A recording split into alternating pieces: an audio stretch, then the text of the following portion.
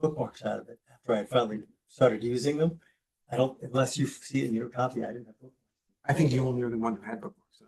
Oh, or was it that's for everybody? possible. Let me- I just usually scroll. Okay. I'm old school. If everybody would, I'm calling the meeting to order, if everybody would rise for the pledge. Pledge allegiance to the flag of the United States of America, to the republic for which it stands, one nation, under God, indivisible, liberty and justice for all. Okay, start with announcements. Checks over $25,000. Brad Hurst Site Construction Corp. for the Harriman Road Culvert Project. This is $301,173.85. I want to make a point about this one because we've gotten a couple emails every time we do one of these modifications. At least one person who lives downstream is concerned that, and this is not actually a modification, it's a payment, but I think we may be coming up with a modification later, so I'll be able to skip it over then. Is concerned that somehow it will impact the volume of water that's flowing down. What we are trying to do with this project is control the water. We don't control gravity. We don't control the speed with which rain drops or the volume that rain drops out of the sky. So the best we can do is try to channel it. And I know you're in touch with this particular resident, and we'll follow up and maybe introduce him to the contractor. But this and the other piece that we're looking at in here do not relate to changing the volume of water that flows through. It's more the difficulty of construction that they're encountering. Second check was for the sustainability coordinator, Charlotte Binns, for $25,165, and that is over a rather extended period from June 1 through October 4th. Let's see, I thought there was, flip-sided pages, here we go. Matheson Park. $209,626.05 for JC Land. I see, or at least I saw it when we were in the park with the dogs over the weekend, that it's making a lot of progress. Do we have an estimated time? And there's there's a second one here for the electrical. Same thing, $87,796.62. When do they expect that? Let me get back to the contractor Okay. and make sure that there weren't any timing changes. No problem. The truth is, no one's going to use it in the middle of winter, so it probably isn't going to matter that much. But that was more curiosity. Christmas. If you're planning to dress up, that's cool with me. But I'm not sure I want to be out in the park in the middle of winter. But okay. We get asked a lot about it. I mean, I would be love to know. So No problem. Yeah, we had originally hoped it would be ready for Oktoberfest, but didn't quite make it. So we planned otherwise. Those guys contracting for the Ardsley Avenue Drainage Project, $30,690.63. This is designed to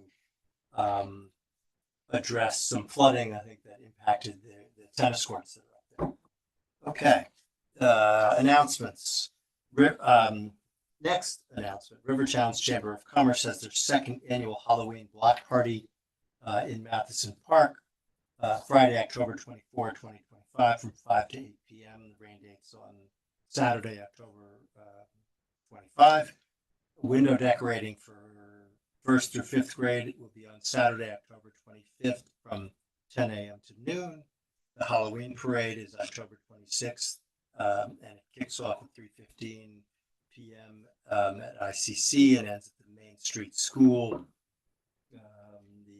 The Halloween event on Friday, October 31 from 5 to 10 p.m. So this means that Main Street is going to be closed from Buckout to just south of the Main Street School parking lot. If you didn't read my mayor's letter, the last one, you definitely should if you have plans to come into the village. South. So in other words, you can get in and out of Main Street School parking lot, but below that, you're not going. Right, so Main Street, so east and west, right? So it's just west of the parking lot. No. yes, downhill west. Yes, I'm sorry. Yes, Okay. yes, yeah. I just want to make sure because I was confused and I thought someone else might. No problem. So, yeah. No, that's fair. Mayor, if I could, I'd like to add a little something. Go ahead. The roads that meet up at Main Street will also be closed to vehicular traffic. You can park your cars on those streets, but essentially once the main street is shut down, you're not going to be able to move your car. So just be mindful. That's why in the map it was marked yellow, that they're not technically closed, but it's just for parking. I had this question. Residents who live in the houses in that area, are there exceptions made for them or no? Like, are they need to, it's like solid close for those. So once Main Street's closed, it's closed. Yeah, and they won't be able to move out of the street. I asked the question related to that, and the chief said it's because if they're gonna close it, they have to have no vehicles, or else the whole point is not to have vehicles. Oh, no, it's understandable. It's just, I could see it either way, so I could want to be able to. Yeah, go ahead, please. Yeah, I'm assuming that Main Street School parking lot will be open during that time. We aren't directing people The to answer park is- there. Yeah, That's Well, what I've I not choose. solicited I've not spoken to the school district about getting approval, but we did get approval at the churches up on Broadway to park there. cool, okay. So residents could move their cars ahead of time if they needed to be in and out. Yes, and the instructions on the announcement indicated that. I have a feeling the band's playing at Village Hall will be using the Main Street lot as a loadout. For- Yeah, Correct, or. you don't have to because you'll have that spot, but the rest of us Yeah. will probably use Uh, that. yeah. Agreed. Sorry. Find this. It's password for my computer that won't open that has all the things I would like for the meeting instead of using hard copy, which makes it a lot faster. So bear with me for a moment. Who knows? All right. You want someone to continue the agenda? No, it's okay. I have no doubt at some point there'll be another break. So, the other, since you mentioned it, the bands will be playing from 5 to 10 p.m. All around the village, and I believe posters are going up fairly shortly based on emails that I've seen. So you'll be able not only to use what I put out in the mayor's letter, but there'll be things available for you posted throughout the village. Election day is Tuesday, November 4th, 2025. Please vote. And if you're unsure of where you are supposed to vote, who's the best person to contact of the Board of Elections? Westchester County Board of Elections. Okay, thank you.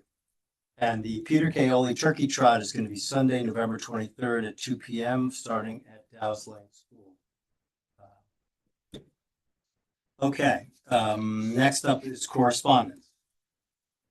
And this pertains, we actually got two letters on this general subject. One asked, I think, not to be published, but it was of the sort of in the same vein. And this is from Adam Stein, pointing out that he received 2 alternate side of the street parking violations on Yom Kippur, which is the holiest day in the Jewish calendar, and suggesting that we change village parking regulations to follow the urban and school district calendar and be suspended on school holidays.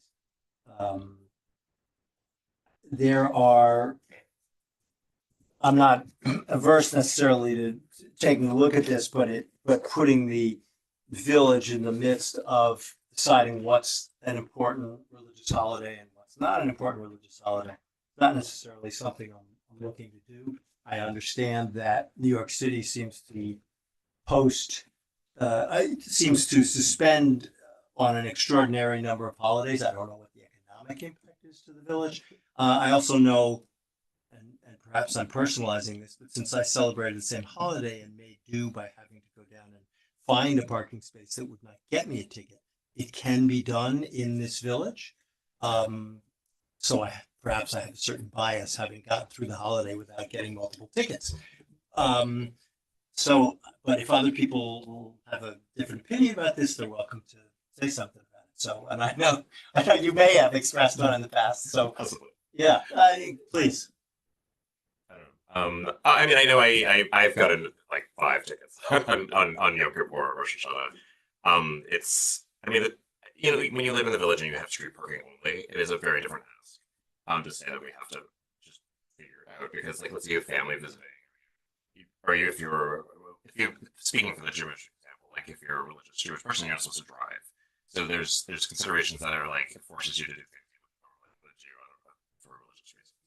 but I don't think it should only be for like the Jewish community. So I mean, I do think like the argument for the school board has some logic to it because you're thinking about days where families have to be home, like because they're watching their kids.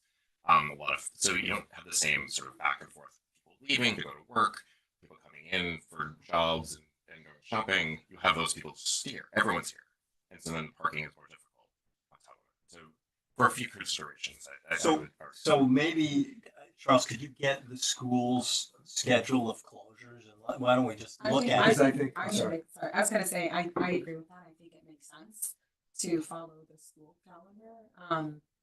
But, and I think we can look at that.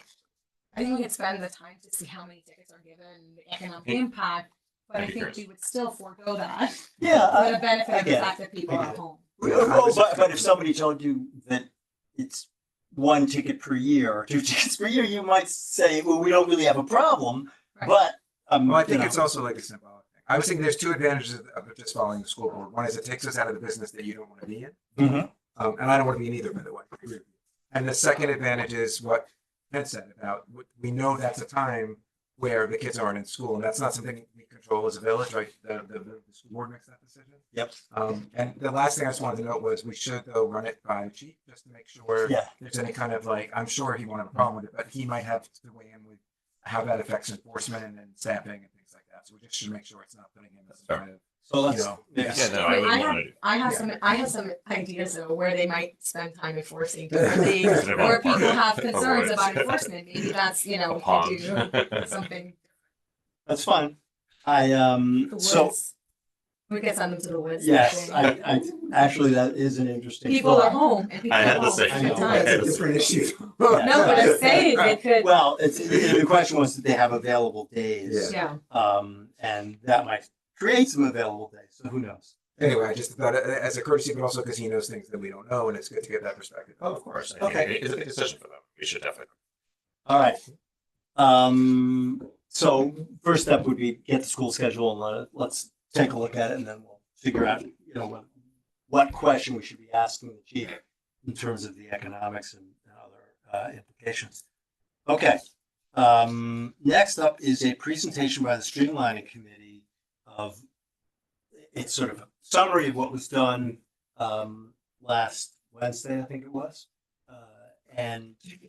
This, we purposely put it in front of the public comment session so that any member of the public who's wants to make a comment is welcome to do that. Now, how do we want to do this? Do you guys want to? Okay. Randy Huff, co-chair of the Streamline Committee and chair of the ARB. In January 2025, the village formed the Streamline Committee to address issues with the permitting process. Pace University's Land Use Law Center was hired to facilitate the efforts. The Pace lawyers have extensive experience with leading streamlining efforts and focusing on best practices for villages and towns in New York. After 9 months of work, the final report resulted from the facts, advice, and reviews by the expertise in our village land use process, including members of the Planning Board, the Architectural Review Board, the Zoning Board of Appeals, local architects, the building inspector, village attorney, and residents with experience in the process. So the PACE final report is divided into 4 sections. I'm not going to go into a lot of detail like I did last week. If anybody's following along, I'm pretty much just going to cover what's on the executive summary. So section 1 is the project background. Section 2 is documentation, Irvington's current land development process. Section 3 is where we identify process issues and challenges. Section 4 is the priority strategies implementation plan. So to tackle the issues identified in Section 3, the report presents a plan with 13 priority strategies. Each strategy outlines implementation steps, responsible parties, timelines, and necessary resources. The 13 priority strategies are listed in the executive summary with details in the full report. A group of these strategies are earmarked in the documentation as fast-track items for quick implementation. Another group of these strategies, when combined, will result in large structural changes to our permitting process. So we've identified 4 structural changes that will result in the largest gains in streamlining approved by the Board of Trustees. First is to shift residential applications away from the planning board's site plan review. Essentially, residents would no longer undergo a planning board review for the renovations. The second change is to move the technical site plan review for residential applications to the building department. So engineering, landscaping, code compliance reviews would be completed before the first board meeting. The third structural change would be to shift design review tasks previously done in the planning board site plan review to the ARB. So residential applications would have one board review to review all aesthetic design matters: building placement, massing, height, view preservation, quality materials, landscape screening, which are currently spread between both planning and ARB, would be assigned to the ARB only. The fourth structural change is a comprehensive code update, the village zoning code to support the priority strategies. This update would comprise a review and rewrite of our zoning code with a focus on streamlining, clarity, and specificity.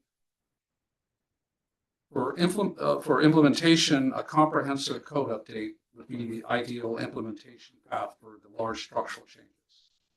Our recommendation is to engage a Westchester land use law firm specializing in comprehensive code rewrites. The focus of the effort would be to add big structural changes into a well-organized new framework while adding, streamlining, and reviewing our existing code. A village implementation team would guide the code rewrites.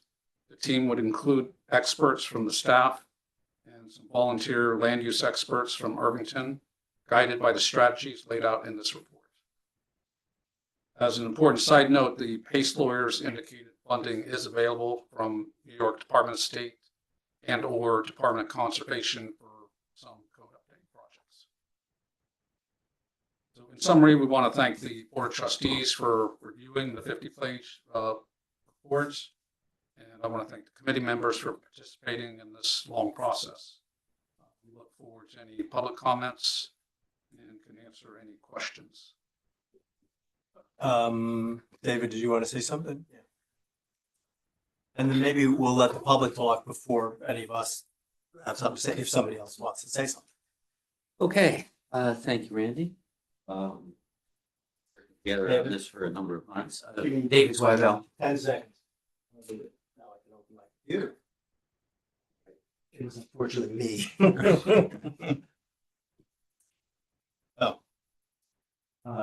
So, Courier is taking my stuff. Thank you. David Zweibel, co-chair with Randy. Randy and I have been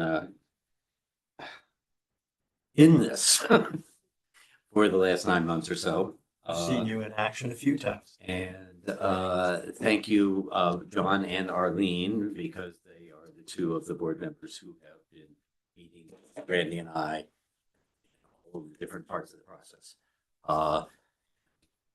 giving us feedback and updating where we're going on this. And as you all heard on Wednesday night, 30-page report from PACE and a 5-page report also on the survey. So Randy just gave you an overview of the PACE report.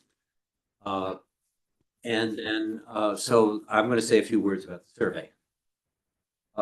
So the committee was asked by the board to undertake a stakeholder survey to identify the aspects of the permitting process that are well regarded or ones that are particularly in need of improvement.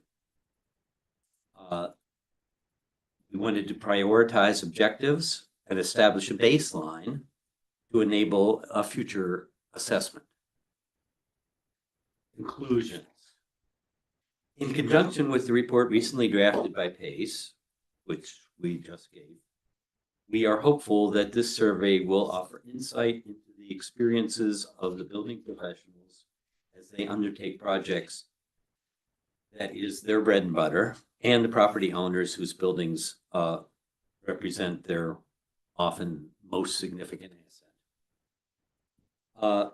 The survey findings indicate that both the structure of the permitting process and the manner in which they are currently implemented would benefit from revision to optimally serve the stakeholders. Concerns that emerged from the survey and recurred throughout it, and there's 4 pages of this with graphs and everything else, if anyone cares dive into the weeds. The concerns are lack of transparency, the manner in which they are currently implemented, lack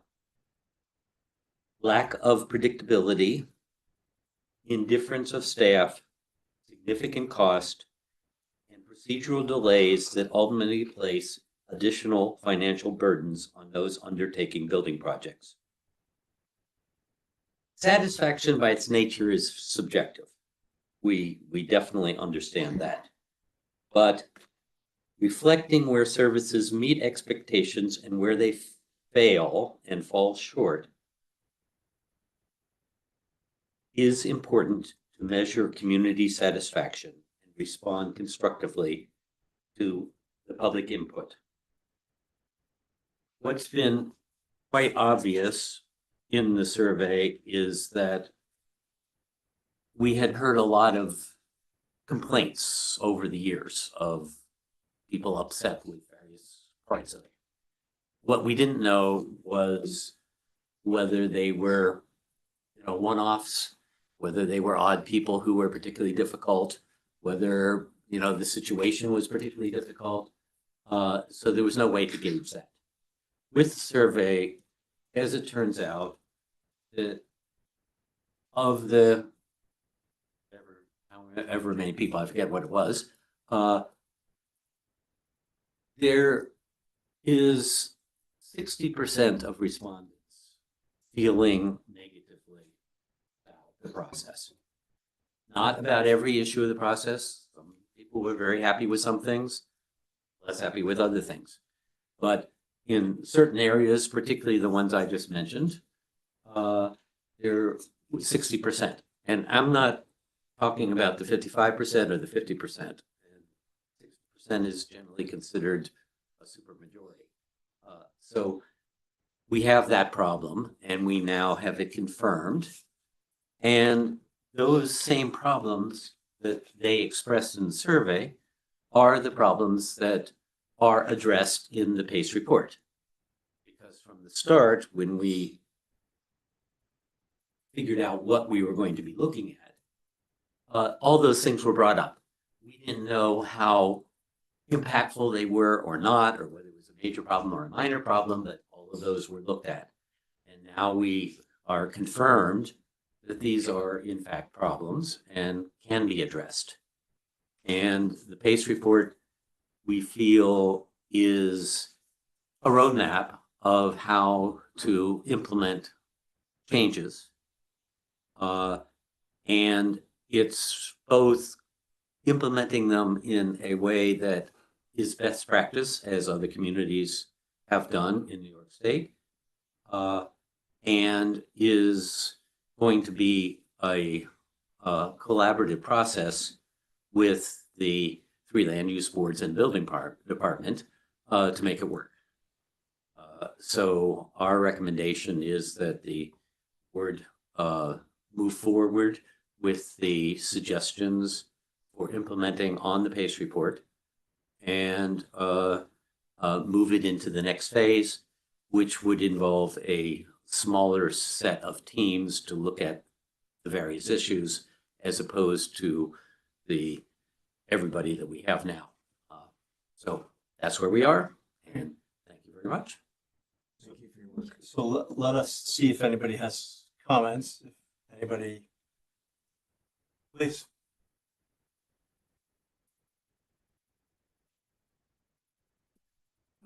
Caesar Manfredi, Chairman of the Planning Board.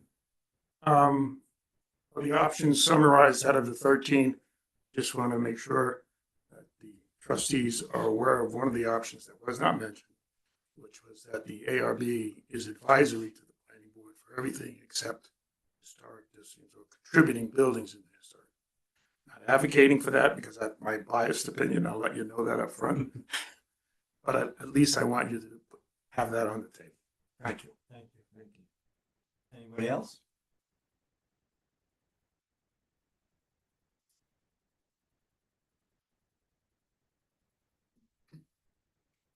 Jorge Magayon, 286 Riverview Road.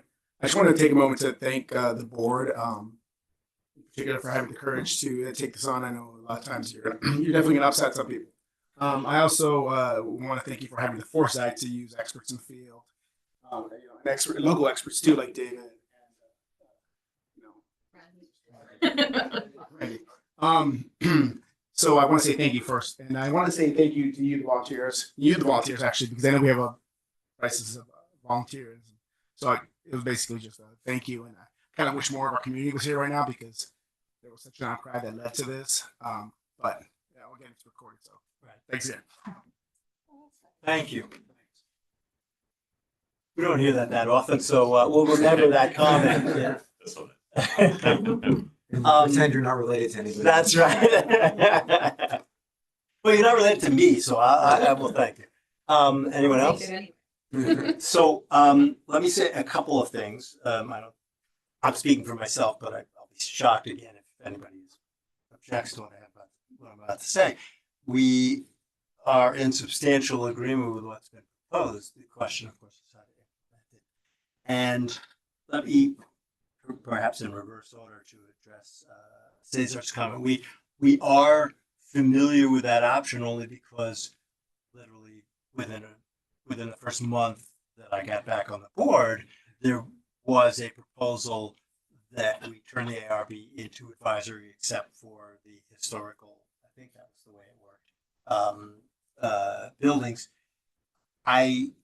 Given the feedback we were getting from the community and the fact that I was stepping into it brand new, I said, this was my preference, and everybody sort of went along with it. Let's hold off and give a larger committee the chance to take a look at this in a more broad way.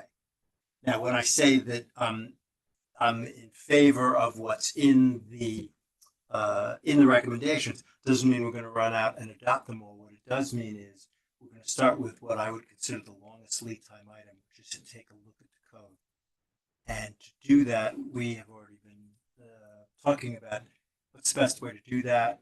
And thankfully, our village administrator has experience having come from Scarsdale going through this process, which is not a simple one at all, of reviewing the code.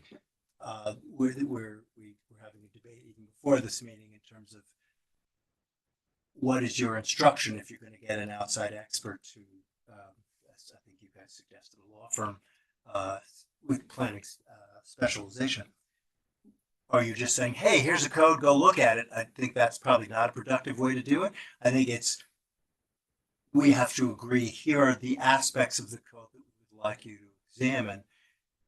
Having said that, I think Charles we'll see how it plays out, but I'm going to summarize that you'll attempt to put together an RFP and then gather the committee of the usual suspects who all work in land use that can say, well, I don't think that's a good idea or that's a good idea. And then we can decide how we deploy the experts, because that is an 8 or 9 month process from day one. And you are looking at, when you use an RFP process, a couple of months anyway, which isn't the worst thing in the world because that's when our budgeting is going to renew. So, and that outcome also may drive a lot of the other things that were being suggested, because if you change the code, you may not need certain things, or you may need more of other things.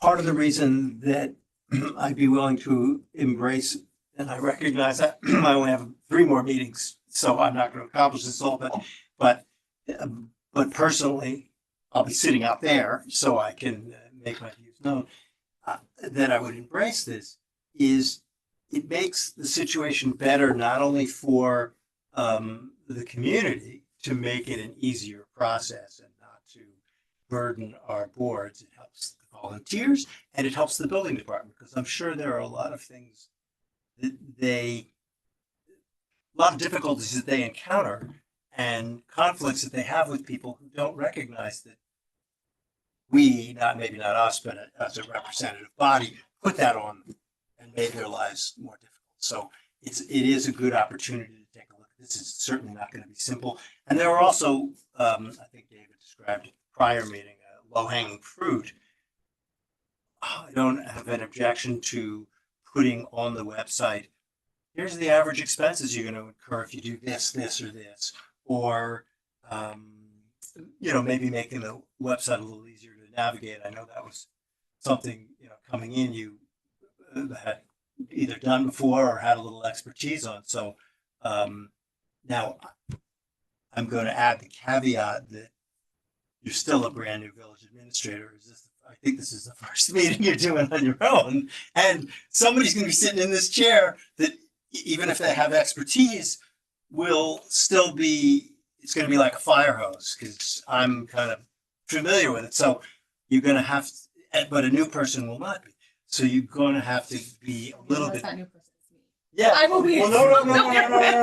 I got a list that I carry around. Yeah, no, that- I mean, I think the board also. You will, yes, there Yeah. will, if it's somebody from the board, they will have more familiarity, but I'm doing you a favor Yeah. regardless.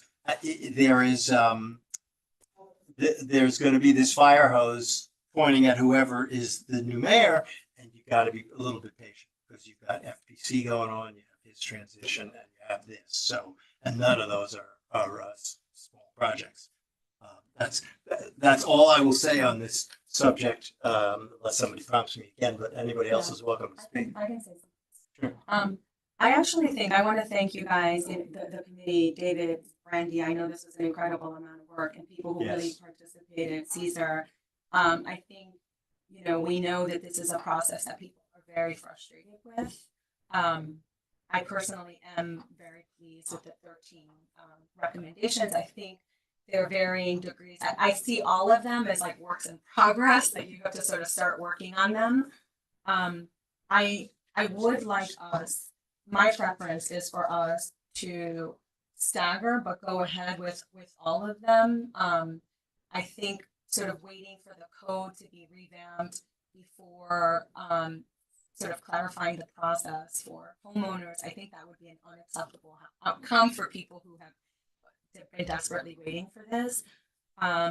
So sort of the way that I feel, and I don't know if the two of you are sort of still like willing to kind of keep on. I think you probably are. You're probably super invested in the process, but which is to kind of work a little bit on a progress plan, like what things, what are the low hanging fruit? What does that timeline look like? I would like to see that on the board end, but I do think integrating Charles and the building department and all those other pieces is going to be a comprehensive process that we can kind of work on. When I say all at the same time, I mean sort of like, when you sort of program it well and stagger it. Yeah.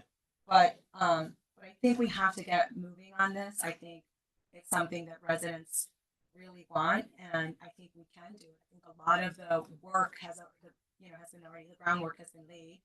And we're in a really good position to move forward. So I I'm don't personally super excited about moving forward with this. I don't disagree, except to the extent, and we'll do this up front. If you look at the recommendation, and it's going to be directly impacted by a code review, Yeah. rushing forward on that recommendation is going to be wasted effort if the code is going to change. Yeah.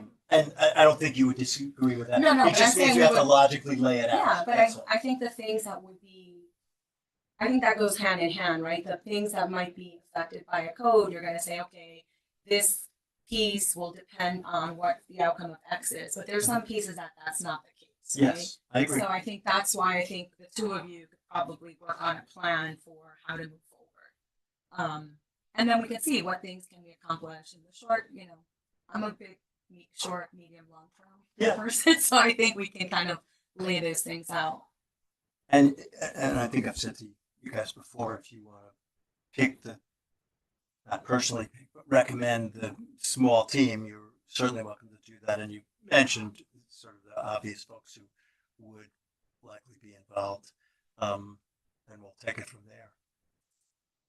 Anybody else? Yeah, I just wanted to say thank you as well for all of your work. And I think when people like hear like a volunteer, resident-led committee, they think like, oh, a few times. And I know how much work you've both put in and how much expertise was involved. And I think one of the really important parts of the project was that it's really backed up by, resident opinion, like it's designed in scientific survey and then expertise both from PACE and then from your profession. So I'm in agreement also with moving forward. And I think one of the strengths of what you've given us is you outlined for us, which are the ones that should be on like what Arlene would call like the short-term list, like which are the ones that like are easy enough to implement while we're, figuring out what's going to take a little more organization and work to do. So I'm all in favor of moving forward with this. And I just want to note that, like, in the 4 years I've been on the board, the number one thing that people say to me, I've said this before, is it should, because I've said it so many times, is to talk about like, oh, well, you got to do something about this. And so having this committee exist and present this report that's so comprehensive, and so thank you so much for doing that, because that to me is responsive to the number one thing that people talk to me about, right? So I think that's really good. And one thing I just want to note about that is, because I know one thing I noticed lately is when people do contact me and I say, well, that was at a meeting, go watch the video. And a lot of times they do, and they come back and they're, oh, I didn't know it was on video and everything. So I have a feeling that an issue like this, where so many people are invested in, we might get a heavy video use on this.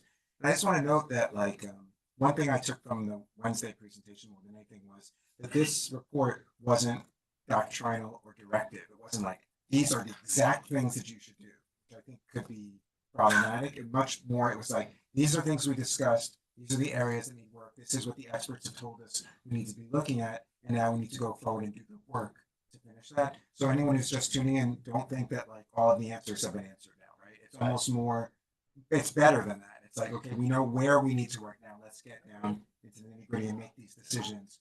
Are we going to do this? Are we going to do that? How are we going to address these things? And I think that's an important thing to note, so people don't think they're going to wake up tomorrow morning and all of a sudden everything's going to be solved. Yeah, I agree.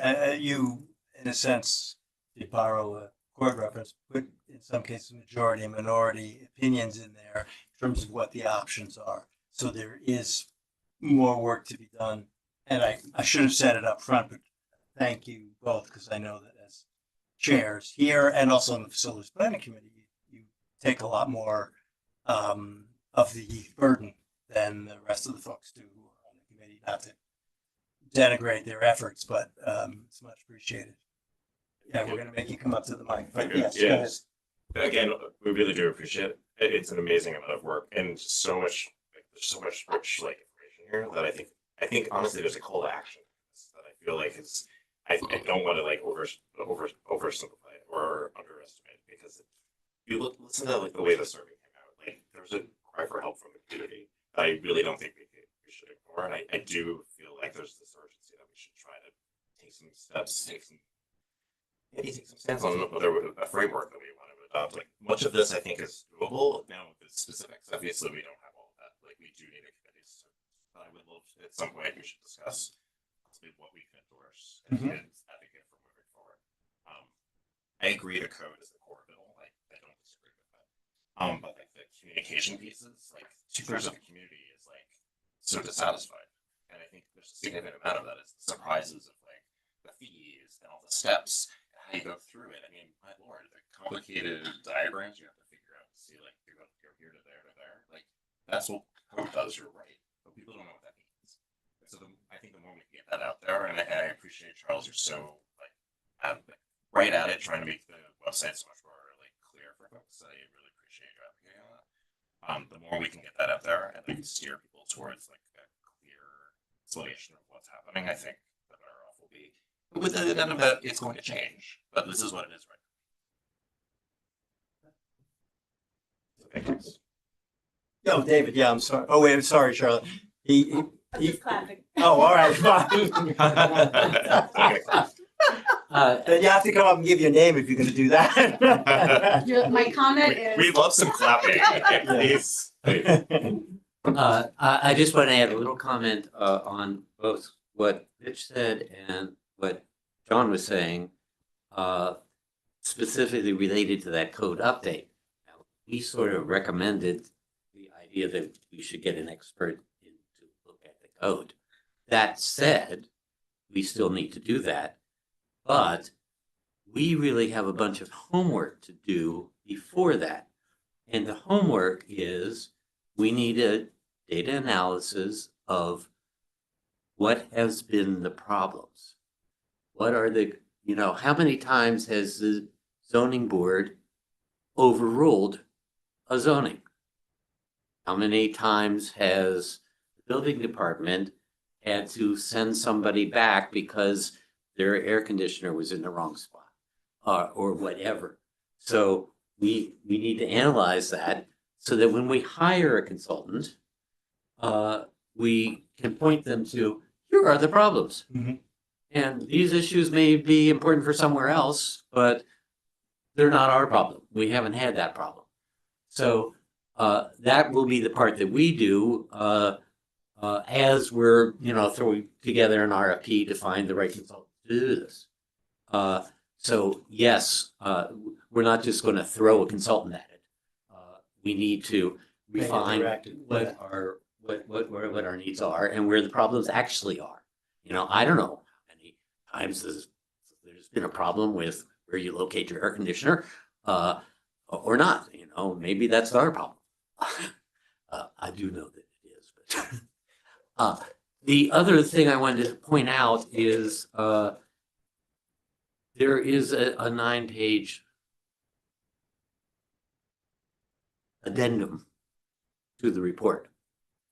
And what that is full of is references of best practice.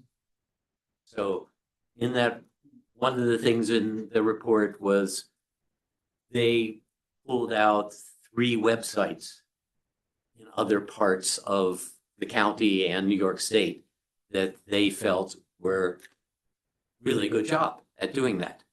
So once again, we don't need to reinvent the wheel. We don't need to get a website advisor in here and say, make this look pretty or something.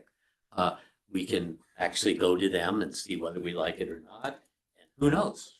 They had a consultant that we could bring in to help, so it's not all on Charles. And thirdly, once again, as Randy mentioned, there are grants available to pay for these consultants. So that should be like one of the parallel first steps is let's figure out what these are so that we don't necessarily have to be paying for it as it's done. You Okay. might, if you guys have references for those grants, you may want to email those to Charles. It's in the report. I Is think. it? Oh, all right. Sorry. Is a link in the report or it's? No, that's not a link. Yeah, It's because I just a saw a name. reference, but Yeah. okay, but if there's something specific. But we can ask the PACE people. Okay. And by the way, they are going to send in their bill. Got it. Yeah, I think they got paid part of it already, but there's another part. Yeah, I forget the details, but that will be due and coming. Well, we don't pay unless we get the bill. Right. Okay. And thank you all guys. Thank you. so much. Thank you. And Randy and I will be around. Okay. Thank you. Yeah, it's still public comment, so carry on. I also wanted to say thank you to the trustees, Jeffrey Glick, President Creighton. Thank you all for supporting it. Thank you, Randy and David and everyone who volunteered for the Streamline Committee. It's something that a bunch of us wanted to see happen, and thank you, Mr. Mayor, for pushing it through, and all the trustees. And I just wanted to endorse what our deputy mayor said about looking for low-hanging fruit, because I think the community will want to see after what has been 9 months, some of these low-hanging fruit come forward.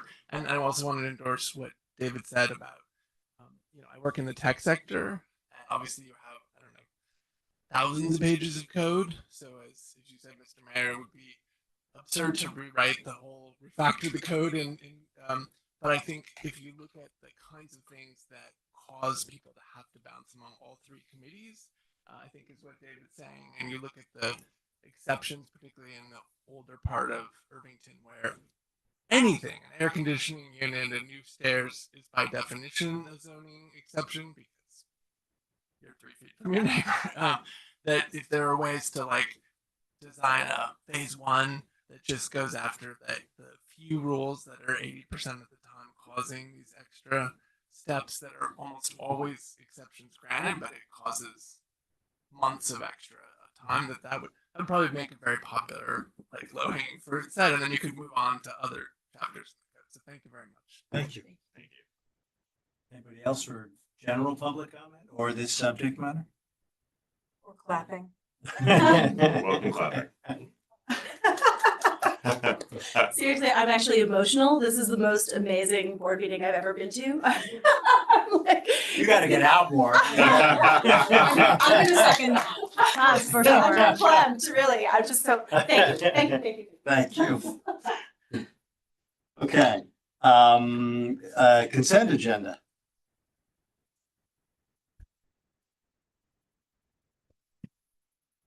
Wish I could actually open my computer now. This is fabulous. Okay, two items on that are the minutes of the village board from the regular meeting on October 6th, 2025, and appointment of personnel and rec parks department. I'm move we adopt the consent agenda. Do I have a second? Second. All in favor? Aye. Okay. Number 8 is authorizing purchase of contract 2025-29 for a 2025 Bravo R5 street sweeper. Now, we had, I'm going to let you talk about it in detail, but I'll set the stage. We had some discussions about trying to get an electric street sweeper. There are some reasons that we're going to discuss now that we are likely to opt for the diesel street sweeper at this time. So I'm going to let you take over. Sure. Thank you, Mayor. So our Department of Public Works did look at the electric model of Bravo's street sweeper. There were a couple of concerns about operational components of operational efficiency. Particularly, they have no place in their yard to charge the vehicle. That was one of the items, and then there's a general concern that the technology just isn't there. However, it was something we did explore thoroughly. We are recommending the purchase of the diesel model because the existing 2017 Elgin Street Sweeper is essentially at its last legs. It's on its end of life. We're seeing increased operational expenses for maintenance of that vehicle, and the price for the electric vehicle is almost double or more than double what the diesel vehicle is. There's about an 8 to 12 month lead time, and our staff are very concerned that the existing street sweeper will not make another season. So obviously we will, as we continue through our fleet management plan, we will take a look at electric opportunities when they're there. But we felt that it was best to move forward to replace something so we have a reliable machine moving forward. If my memory reflects correct, that during the capital budget discussion, that same. Yes, and this item was approved in the capital budget. Right. And this item is ready now, rather than 8 to 12 months. Anybody else have any questions? Okay.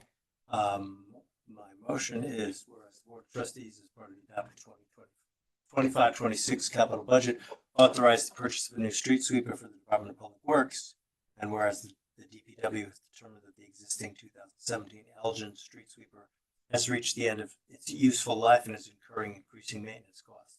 And whereas after evaluating available equipment options, the DPW has determined that the 2025 Bravo R5 diesel street sweeper best meets the operational needs of the department. And whereas the DPW has reviewed Sourcewell contract number 093021-GEP, a competitively bid contract available through the Sourcewell Purchasing Cooperative, and recommends that the village utilize this contract for the procurement of the 2025 Bravo 5 street sweeper. Now therefore be it resolved that the Village Board of Trustees hereby authorizes the village administrator to award purchase contract 2025-XX for one 2025 Bravo R5 diesel street sweeper to Northeast Sweepers and Rentals, Inc., 20 Monticello Road, Fairfield, New Jersey, under Sourcewell contract number 093021-GEP in an amount not to exceed $306,689.24, with all costs to be charged to capital account 6.5010.200.507. And be it further resolved that the village administrator is hereby authorized to execute all documents and undertake all administrative actions necessary to effectuate the intent of this resolution. Do I have a second? All in favor? Aye. Just one quick question, but what happens to the existing one? Is it going to be sold or? It's sold and the trade-in value is included in this calculation of the price that's listed. And we had it in the capital budget too. It's a new purchase price and then we offset that borrowing amount by the trade-in value. Thank you. Yeah. Okay. Next up is authorization to approve change order number 3 for the Harriman Road US Route 9 culvert project. As I mentioned before, these smaller change orders often relate to unanticipated conditions as they're doing. In this case, I think there are some utility lines that were not mapped out and perhaps some rock occasionally. At least the last one also involved rock. So there's an additional charge for that. And this additional amount's about $34,000. Does anybody have any questions? Okay, then I move that resolve to approve change order number 3 with Bradhurst Site Construction Corp. in the amount of $34,314.80 for the Harriman Road US Route 9 culvert project and to authorize the village administrator to execute said change order. Do I have a second? All in favor?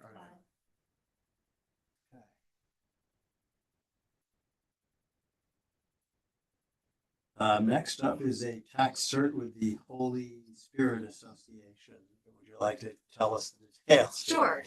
So there's 2 parcels listed first, and that's lots 15.1 and 15.2. And those are classified as wholly exempt in the town of Greenberg's assessment rolls. The reason that they're listed on the resolution is that while they're exempt on our rolls, they remain taxable by Westchester County, specifically the County Refuse and North Yonkers Sewer Special Tax District. So as those reductions don't generate refunds for Village of Irvington, they may produce refunds for Westchester County, but that's separate from us. And then the remaining parcels, the lots 15.3 through 15.7, were classified as taxable property on town of Greenberg's assessment rolls for the 2017 through 2022 assessment years, which is the reason for this tax cert. In 2013, based on proof presented by the property owners, the town of Greenberg placed those properties as wholly exempt status. So then this tax cert is to generate refunds identified for the years 2017 through 2022. And that's for taxes that they already paid. So our total is $57,868.88 that we Correct. Okay. As we always remind, we budget for this. So. Yes. And in some cases, properties that are considered exempt will make payments in lieu of taxes. Does not happen with these folks? Not not with these folks. Understood. I am going to spare everyone reading page after page of numerical columns, but I will read the substantive resolutions. So the motion is did anybody have a question? No? Okay. Whereas petitions have been filed by Holy Spirit Association for the Unification of World Christianity, hereinafter petitioner, challenging real property tax assessments in the town of Greenberg's 2017 through 2024 assessment rolls with respect to the subject parcels. And this property descriptions are 50 Sunnyside Lane, Sunnyside Lane section 2.30, Block 6, Blocks 15.1 through 15.7. Whereas petitioner's actions are now pending in Supreme Court, Westchester County, whereas the town and the petitioner have reached a mutually agreeable resolution. Now, therefore, the office of the village attorney is authorized to effectuate a settlement commensurate with the following terms.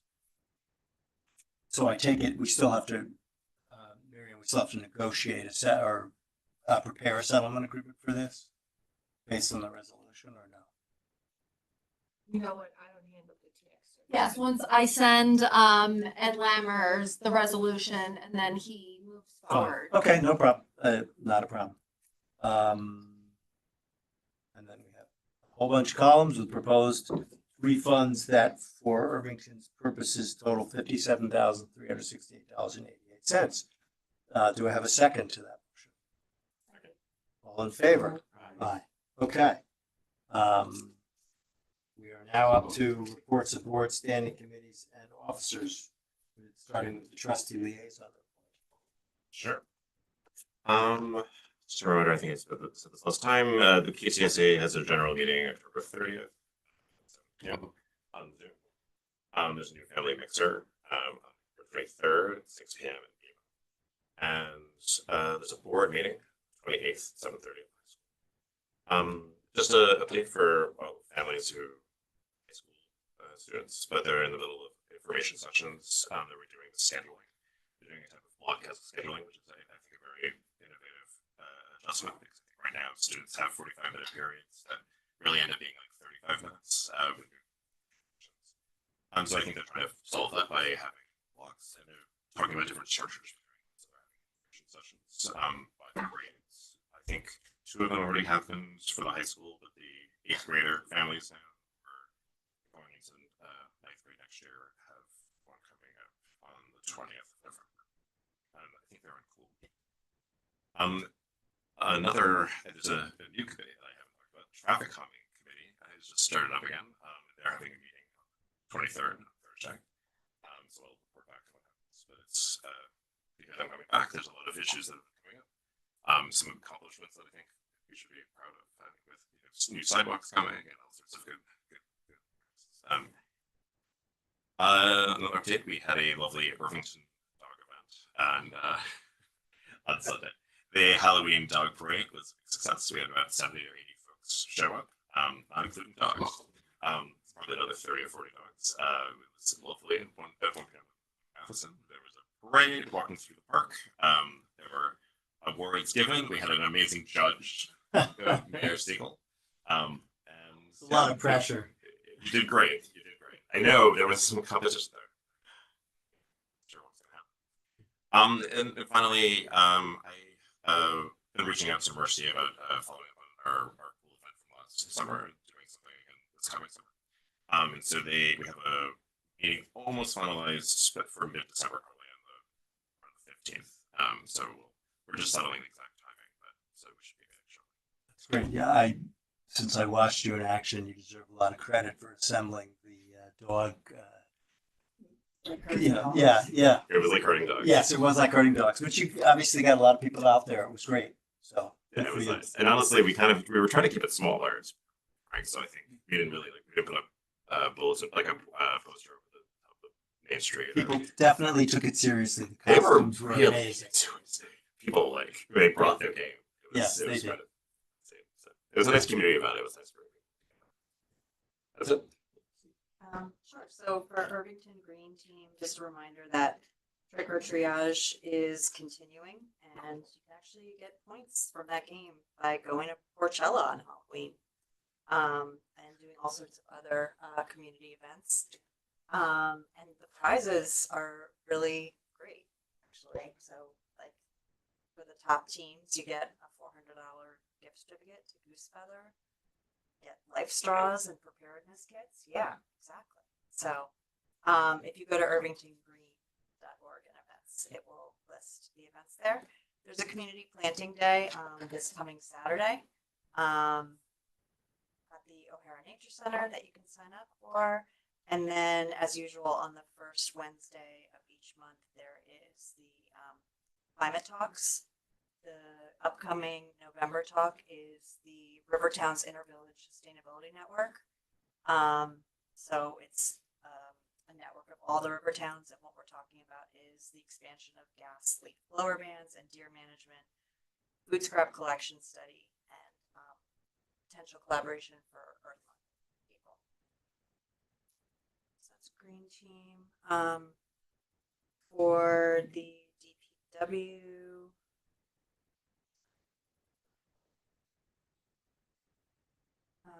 well, so one thing that actually we were noticing, if people have noticed, there's new public artwork that's up on the main streets in Irvington. Yeah, there's one Yeah, right beautiful. out I in saw front a of couple the village hall. Yeah, so there's information coming out on that soon, but it's the next phase of the Arts and Culture Committee in Irvington, designed to attract people to downtown and also celebrate artists and public art in the community.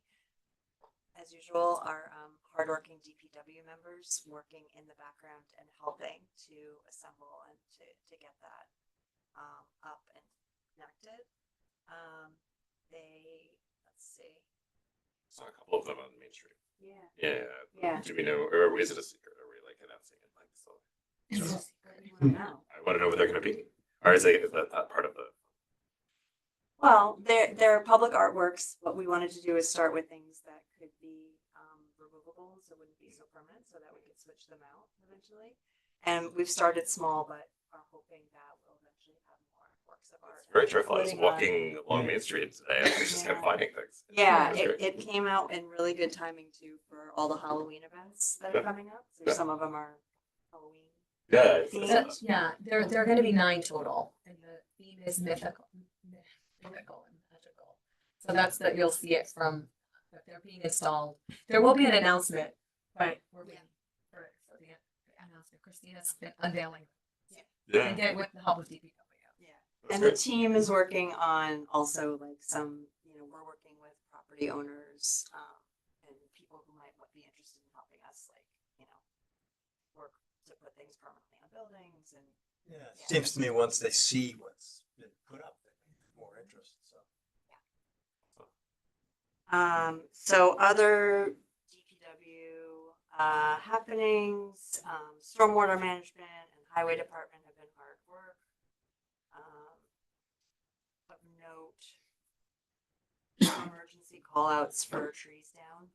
So just noting that, again, our public departments working in concert with our emergency departments to help the increasing amount of storms that we have. Fire department, no updates yet. On Thursday night, and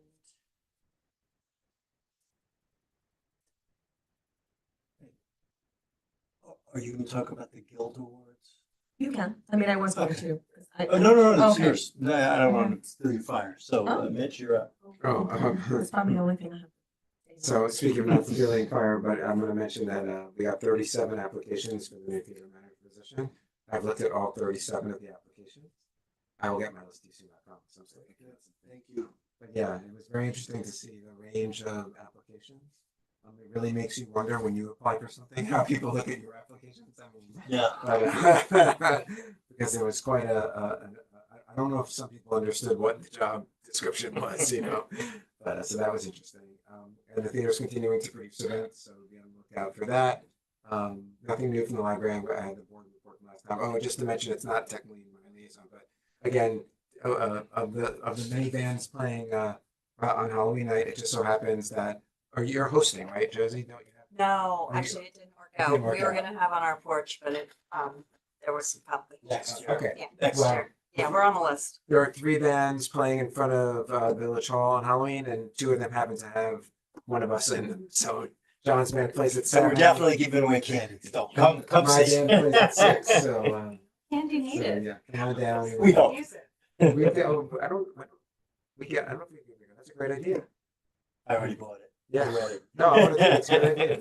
It's like don't steal his idea. No, I'll share it with you. As I No, go. we'll get some. It's fine. It's a good idea. I'm telling you, it's a good idea. So we're gonna steal that. So most of my thunder is stolen because all of the Halloween activities of the Sorry. Parks and Rec are, so people should, you know, sort of pay attention to the window decoration, and you have to register for that. But John and I attended the Greater Irvington Montrose Awards, and they gave 5 or 6. I Five? think it's 5, yeah. 5 awards. They talked about one from the prior year. Right, That's why okay. it seemed like Yeah. And so my favorite award was given to the Girl Scouts for cleaning up Split Rock. I think they're cleaning it up so when they go hang out there, it's not gross. It's good planning on their part. And then I also attended a CAB meeting and the Community Advisory Board, and they are planning their dodgeball game, which in the past the community hasn't gone to, but they're sort of planning to see as a fundraiser if they invite the community. I think that could be pretty funny. Yeah. To watch dodgeball, I think that's probably something people would pay for. So, and that is it for me. Great, thank you. Okay, Charles, Village Administrator's report. Sure. Thank you, Mayor and Board. I have a couple of updates. Some of the things we've already touched on, but I'll go through them quickly to not waste anyone's time. As the community is aware, a coastal wind and rain event impacted our area on October 12th and 13th. The village received approximately 1.35 inches of rain over a 24-hour period. However, there was no local flooding reported. As Trustee Bloom indicated, there were 2 small outages that occurred on Havemeyer Road and Belmont Terrace due to trees landing on wires and resulting in temporary blockages of roads. Con Ed, DPW, Irvington Police, and Irvington Fire Department responded promptly, secured the area, and cleared debris. Power was quickly restored shortly thereafter. In preparation for the storm, the Department of Water and Sewer monitored the reservoir levels and readied generators in case of power loss. Parks and Rec was also on scene and reported no damage to parks along the coastal areas, which was a concern.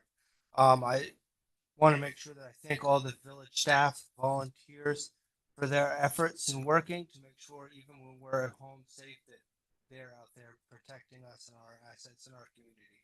So I wanted to give credit to the staff and volunteers. We spoke a little bit about the Harriman Road drainage project. Tree removal at this Station Road property is nearly complete.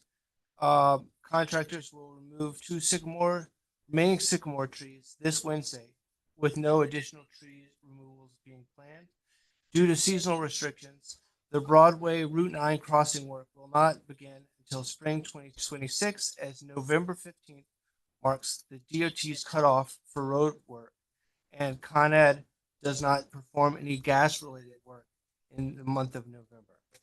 Bradford Construction plans to complete the drainage pipe installation and head wall work along Harriman Road up to Victor Drive. Bradford is also coordinating with Con Edison and the Irvington Water Department to complete necessary utility work below Victor Drive. If weather conditions allow, Bradford will also begin headwall work on Station Road property up to the sidewalk, preparing the site for spring 2026 9 crossing of that work. Charles, you may not know this, but when they do the tree work, do they have to block Broadway or shut a portion of it? Because if you find out that we do, we should put the That's word too out. important for me to guess. Let me find out. Yeah. Okay. Ardsley Avenue West Drainage Project. The project includes in total 640 linear feet of 18-inch drainage pipe, 4 manholes, and 7 catch basins. To date, over 570 linear feet of pipe have been installed. Only 70 feet of pipe and 1 catch basin remain to be installed. Paving was scheduled for today, weather permitting, along with test pits being drilled for remaining excavation work. As excavation continues, crews anticipate encountering multiple utilities. Earlier today, an unmarked gas main was discovered. Police and fire responded, and the issue has been fully resolved. We are well on our way to meet our October 31st deadline for that project, but we appreciate everyone's patience and cooperation as this important work has been proceeding. And Trustee Bard already spoke to the theater recruitment, but it's been discussed, and we will work to go through those applications in conjunction with staff and a representative from the Board of Trustees, as well as representative from the theater division. And that's all I have today. Thank you. Treasurer's report? I don't have too much. I did receive the draft financial statements from our auditor, so I'm working on the MD&A. And then man. usually We once gotta I, get it in before I'm done. so hopefully by the end of this week, Okay. I'll have that done. Okay. And then that's usually like one of the very last steps before issuing the final financial statements. And then last week we also met with our financial advisors. Our plan is to issue a ban, so a 1-year short-term note for our borrowing. That will probably happen late November. I'm sure you'll do this, but when you have the MD&A draft, I'll send it to yeah, you yeah, before great. I Thank do you. anything. Yep. Okay. Village Attorney. Okay. Then I'm going, public comment. Anybody want to say anything else? Last chance. No? Okay. Then I'm gonna move that we go to executive session to discuss a personnel matter. Anyone want to second that? Second. All in favor? Aye. Thanks everyone for coming or watching at home if you were watching.